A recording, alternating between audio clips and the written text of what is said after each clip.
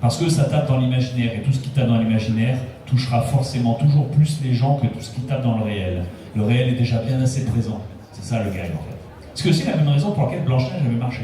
Fun fact, hein, pour ceux qui ne savaient pas. Pourquoi Blanche-Neige avait été un hit intermondial en Occident? C'est parce que les gens sortaient de la Première Guerre mondiale. Alors, ils sortaient de la Première Guerre mondiale et de leurs horreurs. Ils avaient bouffé ça pendant 10 ans, ad infinitum, à l'infini. Et là, soudainement, arrive un dessin animé qui était bateau, et tout le monde de nos jours est là, ouais, c'est bateau, c'est la meuf, elle se perd en forêt, il y a un prince, elle lui parle 5 minutes, à la fin, il lui fait un bisou, elle part avec, vraiment, c'est pas un message féministe, je me gueule.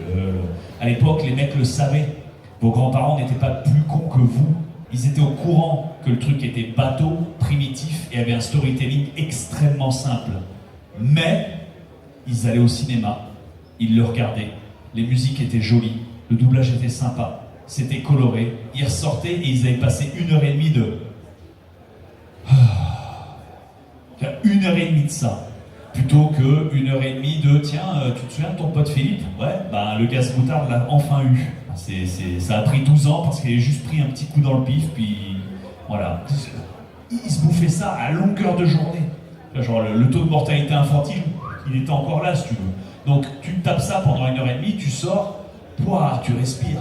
Alors que nous, de nos jours, on est là, il n'y a pas de storytelling, c'est nul à chier, ça donne pas les bonnes leçons. Enfin, c'était pas du tout l'objectif recherché, tu vois. Ils n'étaient pas dans la subversion. Leur monde était subversif, ou avait été bouleversé, en l'occurrence. C'est cette logique-là. Et vous remarquez que suite à la Seconde Guerre mondiale, c'était pareil. Il y a plein de Disney qui étaient sortis, mais c'était des Disney qui étaient je vais pas dire bateau, mais c'est du Merlin l'Enchanteur, ouais, Bambi est un excellent exemple. C'est du, comment ça s'appelle, Peter Pan. On restait dans l'héroïque simple.